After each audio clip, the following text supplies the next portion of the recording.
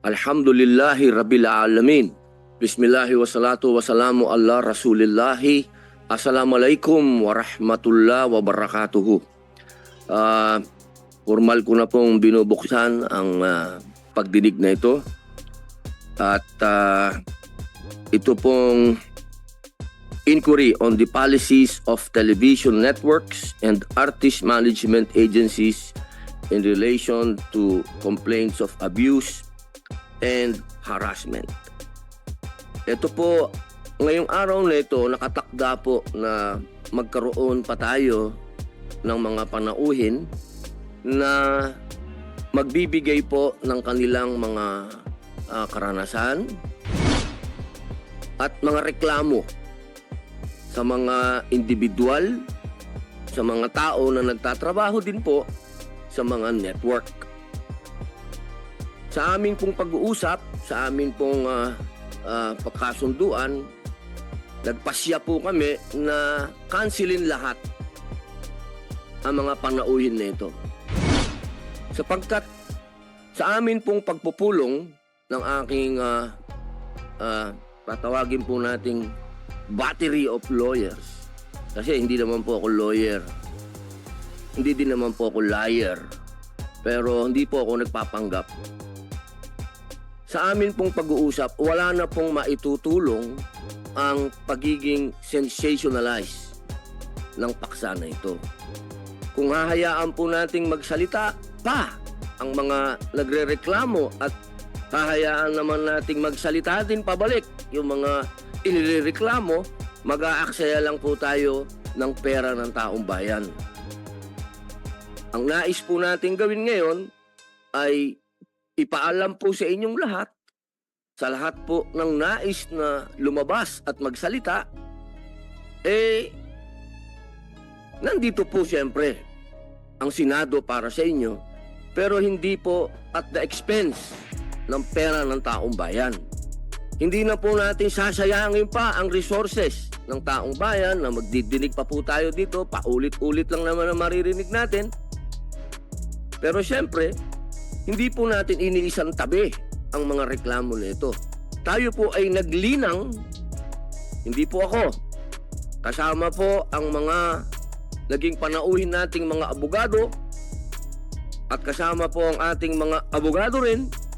Tayo po ay nakapaglinang ng mga panukala para sagutin po, ito na po yung magiging panangga. Ito na po ang magiging shield ng mga gustong magsalita, yung mga gustong magreklamo sa ngayon. Ito na po ang magiging sandigan ninyo kung ito po ay magiging batas. Ang ibig pong sabihin, nakuha na po ng komite nito ang gusto namin. Ano po ba ang gusto namin? Ang amin pong mandato ay gumawa ng panukalang batas para maging batas. Hindi po kami para maging husgado. Hindi po ako huwes at wala pong huwes dito sa komite nito. Wala po kaming sinasabi dito na siya ang guilty. Kaya yung mga bumabatikos po dito sa komite nito na kami daw ginawa na namin guilty si ganito, guilty si ganon. Wala po kaming sinabing ganon.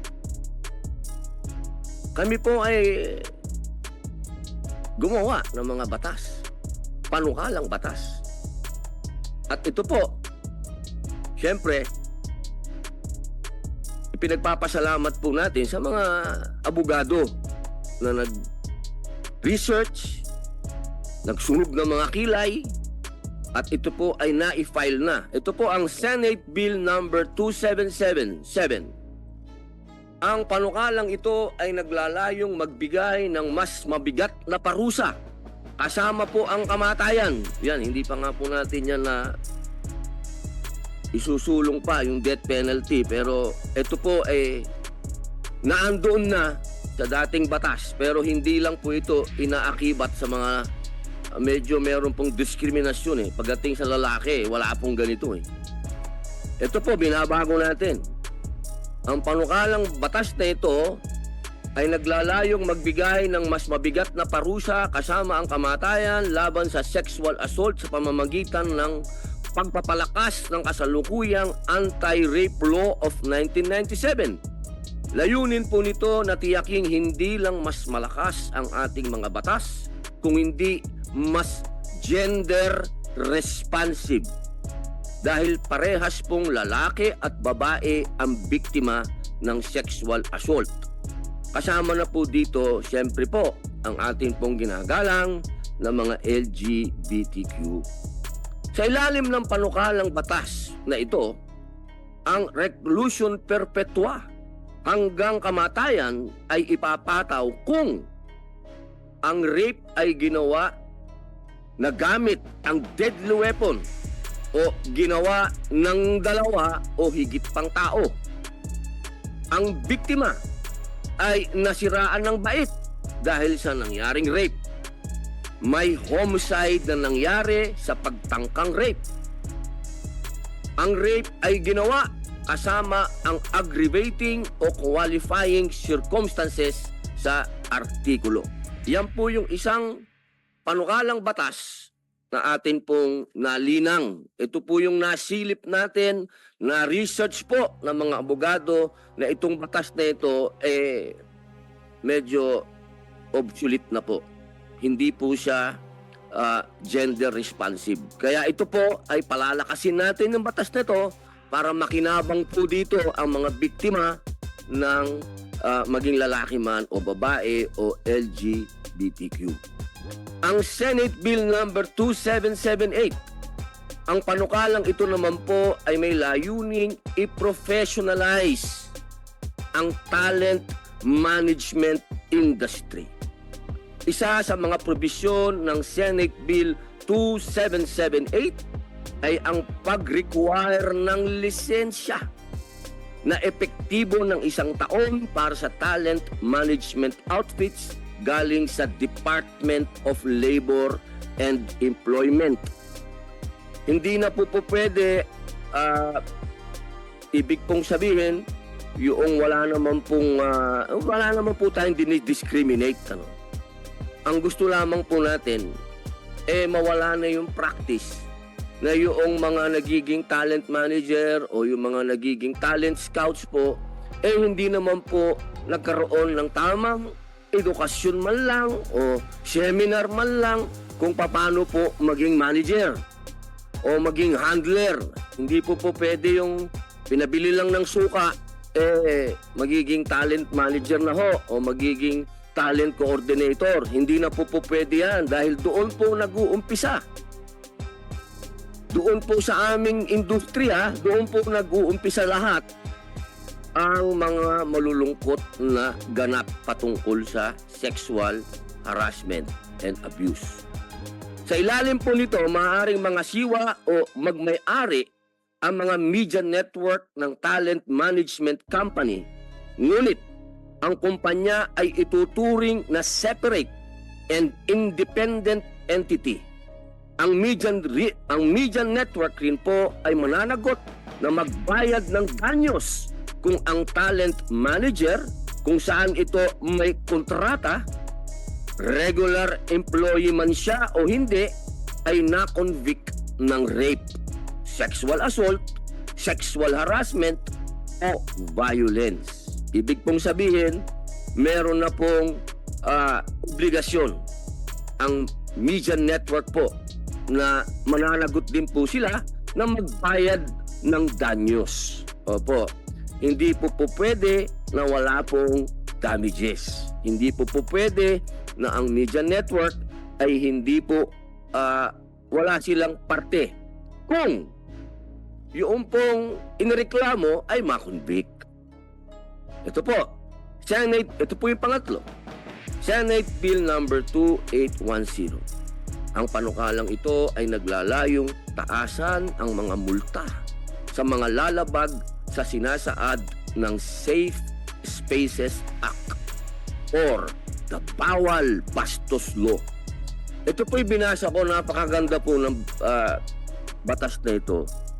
Habang binabasa ko po ito, ako ay talagang wala naman po akong ibig sabihin, pero napakalapit nito sa mga katuruan sa sa Islam yung distansya, bawal mo nang tingnan, bawal mong hawakan.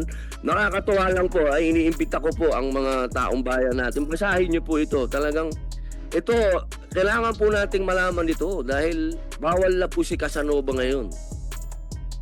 Alam niyo, yung may mga naging practice po.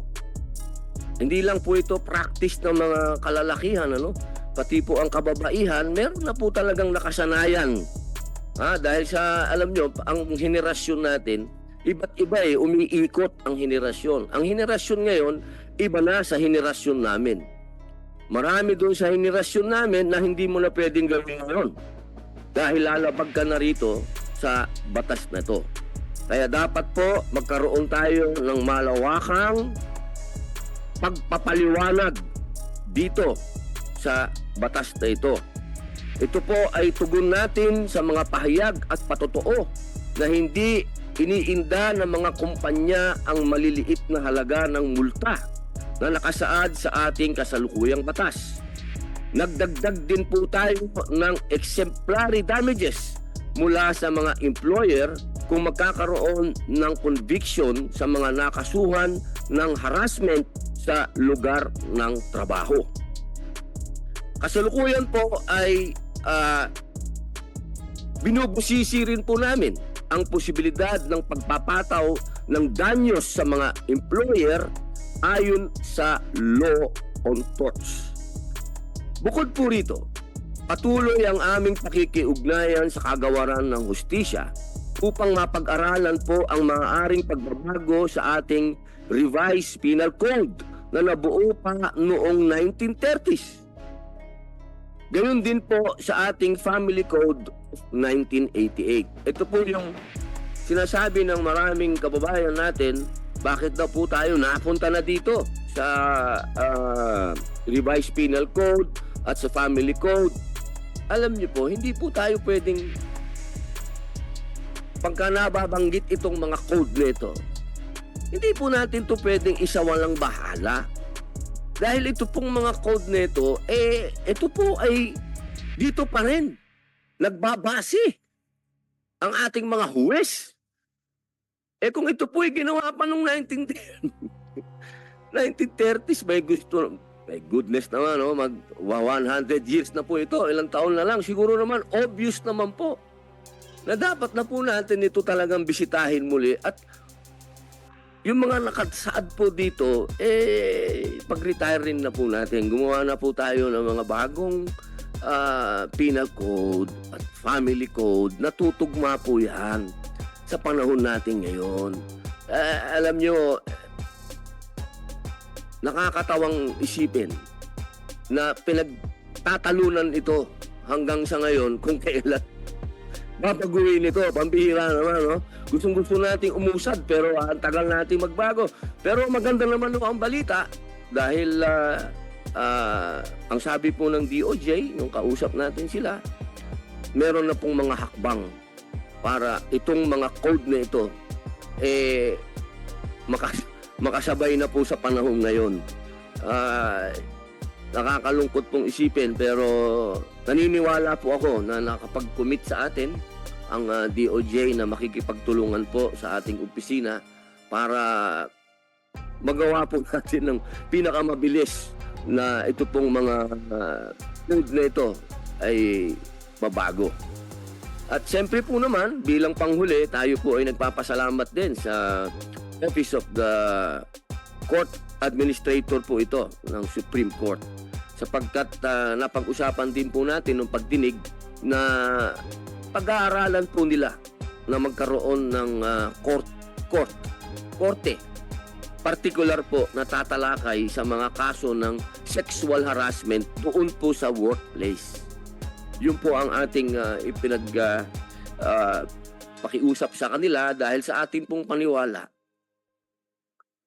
Yan pong sexual harassment, pagka ginawa mo yan, halimbawa nangyari yan sa isang lugar na pinairal nung nakatataas ang kanyang kapangyarihan para puwersahin ang isang tao, labagin ang karapatan ng isang tao, morally, physically, lahat na sexual palagay ko po yung isang bagay na yan ay pwedeng pag-umpisahan talaga ng mental health problem. Kaya hindi po ito dapat patagalin. Pag ito ay nagkaroon ng kaso, kailangan po desisyonan kagad. Hindi po ito pwedeng isa po yan sa mga dahilan kung bakit kami nag-cancel ng mga bisita po namin ngayon, sapagkat sa kadahilan ng yung iba pong kaso medyo may katagalan na po. Ang hirap na pong ipangako sa kanila na meron pa po tayong magagawa dahil wala naman po marami po tayong mga batas na dapat, panukalang batas na dapat isulong sa pangyayaring ito.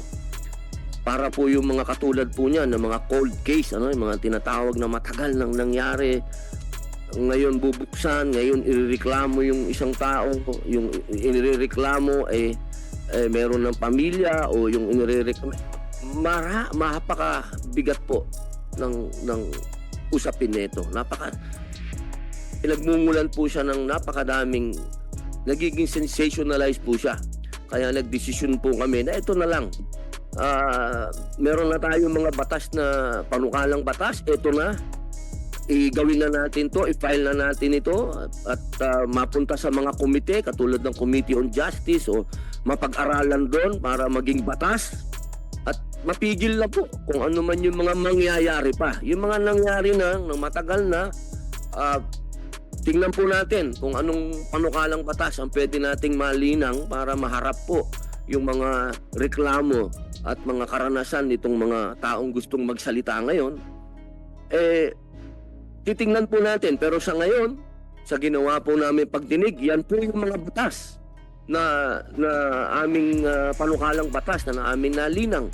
Meron pa pong isa, pero pinag-aaralan pa po namin ng maigi, lalong-lalo na po yung ating mga abogado, yung pong halimbawa, yung media network na inireklamo ng isang empleyado nila o artista o news reporter o kahit sino doon sa media network na nagreklamo na napagkaisahan na wag na siyang bigyan ng trabaho. Inaksyonan nga nung media network, sinuspindi nga yung nireklamo ng tao, pero nung nasuspindi na yung inireklamo, yung nagreklamo naman hindi na binigyan ng trabaho, nawalan na ng buhay dun sa buong industriya niya o dun sa buong workplace niya, kahit saan siya lumipat na trabaho, dahil may koneksyon yung opisinang yon, hindi na siya nagkaroon ng trabaho. Kailangan po merong matinding kaso dyan. Kailangan merong batas dyan na hindi dapat kailanman magkaroon ng conspiracy doon sa taong nagreklamo. Hindi pwede. Kailangan meron po yung moral damages. Pinag-uusapan po namin napag-desisyon ng kagabi na walang criminal liability. Pero sa damages, civil dapat meron. Moral damages meron. Hindi po pwedeng wala. Yan po ang aming ganap ngayong araw na ito. Bilang panghuli po, hindi po muna natin i-adjourn ang pagdinig ng committee ito ukol po sa ating pagsta bilang pagbibigay daan po sa sino mang legal, sino mang abogado. Abogado po, uulitin ko po kung sino man pong merong siyang nasa isip na pwede natin gawing panukalang batas na patungkol po dito, inaanyayahan po namin kayo magsalita bago kami mag-adjourn. Bibigyan pa po namin kayo ng isa pang pagkakataon. Pero wag na po kayo sanang maging, ang dating maging, parang ito po maging platform natin para tayo po mag-grandstanding o gumawa ng pangalan. Hindi po ito, sayang po ang pera ng taong bayan. Ang hinihingi ko po yung mga abogado na meron po kayong nasa isip na baguhin pa, idagdag. Inaanyayahan ko po kayo. Kung wala na po, sa susunod, i-adjourn na po namin ito. Gusto lamang po namin sabihin sa lahat na narinig namin ang inyong mga hinaing. Kahit po sa mga social media, na lumalabas ng mga artista, mga reporter na mga nagsasalita ngayon na sila ay naging biktima ng sexual harassment, kaisa po nyo kami. Pero itong mga bagay na ito, pwede po natin itong pag-usapan sa labas na ng pagdinig ng Senado. Sa ngayon po, meron na po tayong mga batas na panukalang batas na nalinang at hayaan na po natin na itong mga panukalang batas na ito ay mapasakamay po ng mga komite kung saan ito mapupunta at isang araw ito po ay maging batas, inshallah. Muli po, nagpapasalamat po ako kay Ginoong Nino Mulak, kay Ginoong Sandro Mulak, sa kanilang mga abogado, sa NBI, maraming salamat po sa mga network, sa GMA, sa TV5, IBC 13, ABS-CBN, sa mga inireklamo, kila Jojo, kila Richard, sa mga abogado nila, maraming salamat. Kay Attorney Lorna Kapunan, kay Gerard, kay Attorney Topacio, sa lahat po, sa DOJ, maraming salamat po sa inyong lahat na aming naging bisita at malaki po ang naitulong nyo. Sa ngayon po, 4 na panukalang batas po ang nagawa natin patungkol po sa pagdinig nito. Kaya po, formal ko din po munang sinususpinde ang pagdinig na to. Maraming salamat po.